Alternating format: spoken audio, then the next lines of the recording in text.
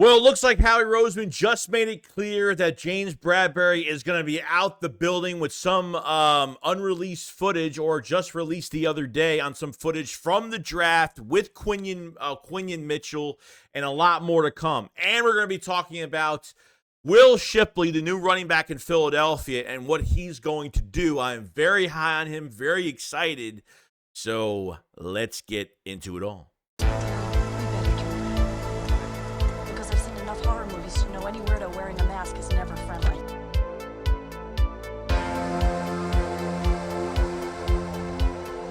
Yo, what's going on, guys? I hope everyone's having a fantastic day today. So a lot to talk about regarding the Philadelphia Eagles. Now, we have a lot to talk about regarding Quinn Mitchell, obviously the first-round pick for the Philadelphia Eagles in this draft.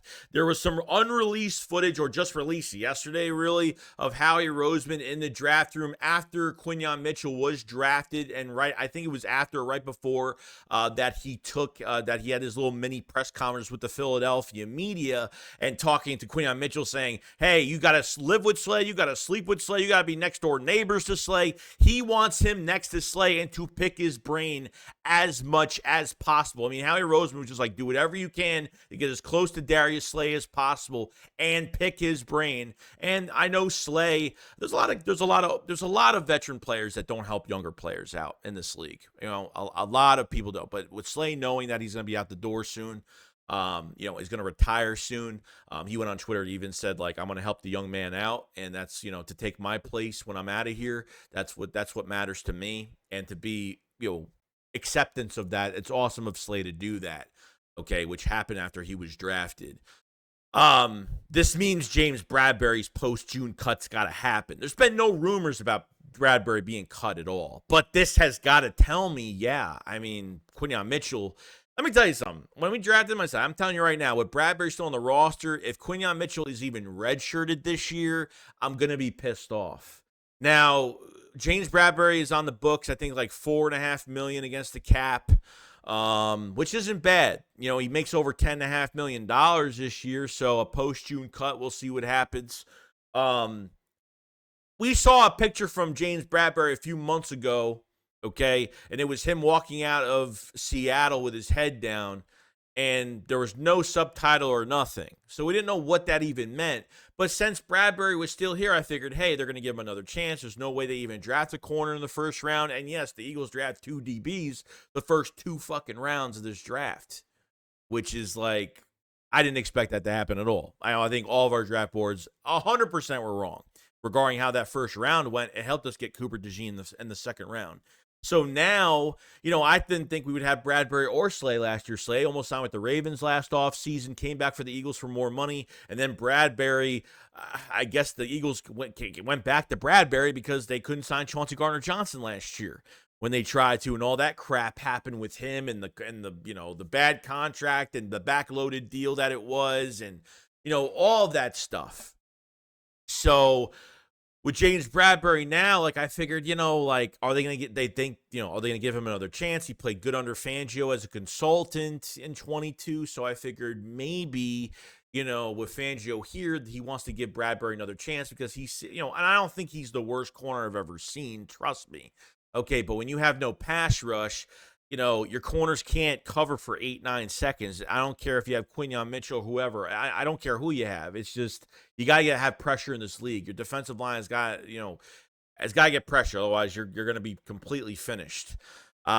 So when this was Howie Roseman literally make sure you do this and make sure you do that and get close to Slayton. I mean, he just kept going on and on and on. So it's making me think and I really hope, yes, obviously Quinn Mitchell should be starting. I mean, I'm not trying to say he should be starting. Of course he should be.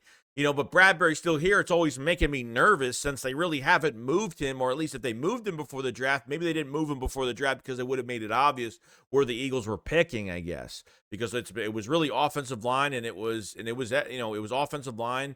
It could have been defensive line, but mostly corner, and they actually got a corner in the first round. Haven't done that since 2002. Back-to-back corners since that time, which they did the same thing, which is absolutely amazing. So if Howie Roseman wants Quinn Mitchell to get as much information as Slay as possible and be with him and work out with him and do all these things with him, Bradberry's got to be gone soon, right? So that's what I'm hoping that, maybe that's good news to come out of this whole situation. Now, I want to go over Will Shipley, the 127th overall pick of the draft. Will Shipley is becoming one of my favorites as a Red Star player for the Philadelphia Eagles. And I got to say this, he is probably my fourth favorite player in this draft, other than the two cornerbacks. I think Anaya Smith is probably my third best player, my third favorite player in this draft. I think Will Shipley is going to become one of those most dynamic, entertaining running backs that we've ever seen. Okay.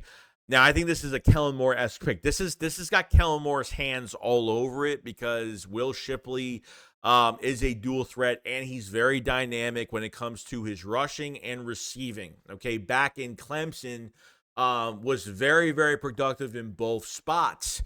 Okay, now when it comes down to his rushing in 2021, 149 for 739, 22, 210 for 1,182 yards. And then 23, 167 for 827. So he had 11, 15, and 5 touchdowns. He had his lowest touchdowns last year. Okay.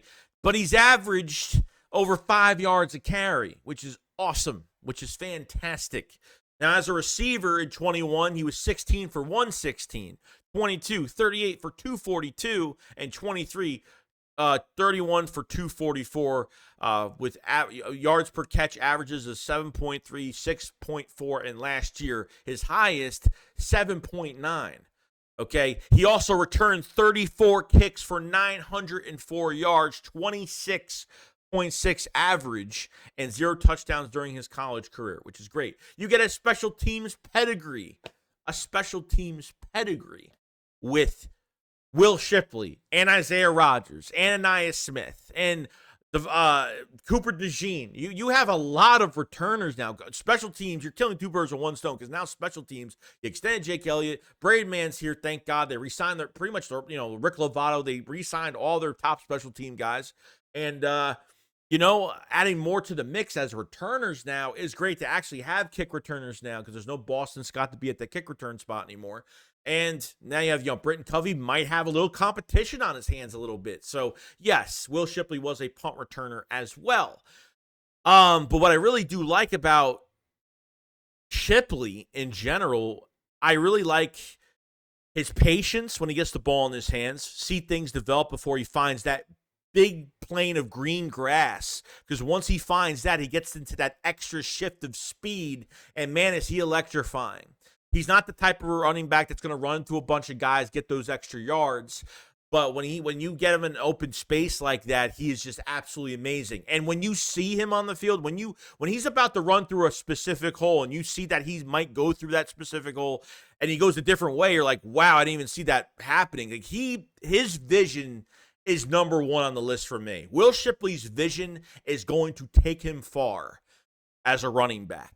Okay, because man, he is slippery. When he runs between the tackles after that with plain green grass in front of him, he is a monster. He is great. He is acrobatic. He'll jump over people. Let me tell you, and after the catch as a receiver, he's got this fluid motion after the catch. He's just so productive and just such a mismatch, and he makes guys miss in space. And man, it's so good to see a guy like this. I felt like, and I got to complain about it because I felt like Swift could have done so much more with the skill set that he has, and I felt like they strayed away from DeAndre Swift when it came to as a receiving back, which he should have been last year as well. They threw some passes to him throughout the weeks, then they stopped, and I felt like they treated Gainwell more as that dynamic running back, which we know he's not, and obviously it's a substitution. So if it was a third and short, they'll take Swift out, they'll put Gainwell in, and then all these defenses will know that it's going to be a pass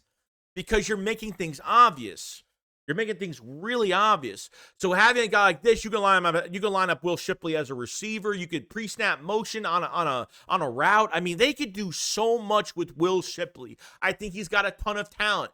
Kenneth Gainwell's a free agent after this year, and Will Shipley might be your number 2 running back behind Saquon Barkley when it's all said and done, and he should be because I think he's going to be better.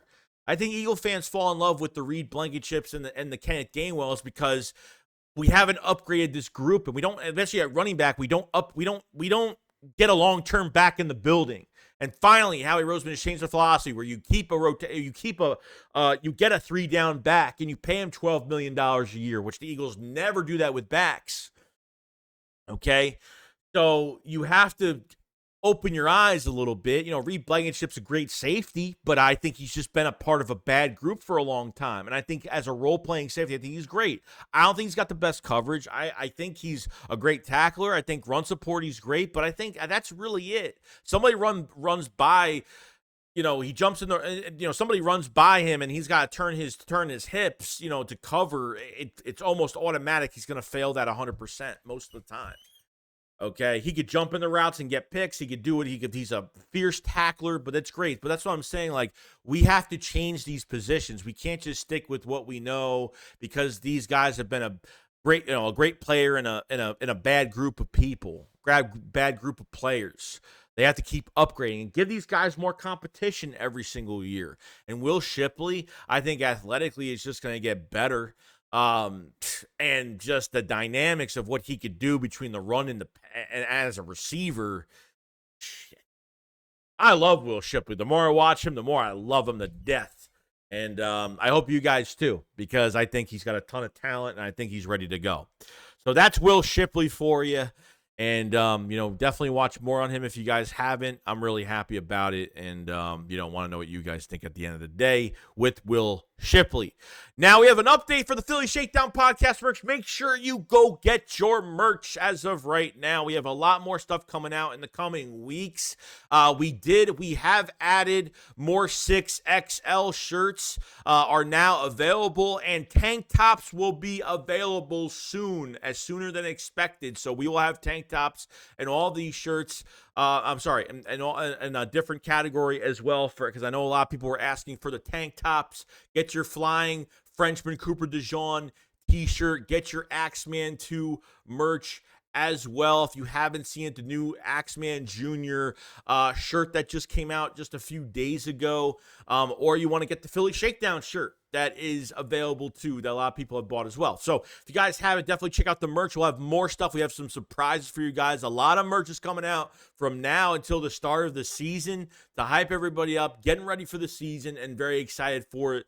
So definitely check all that out if you guys have not. If you guys haven't subscribed to the channel, please subscribe to the channel for Eagles news every single day, and definitely hit the like button on the video. It does help the channel tremendously. Thank you for all the support. Everything you guys do for this channel. You guys are the MVPs, and I'll see you guys on the next one. Picks it up, follows on. Peace out, guys. Peace.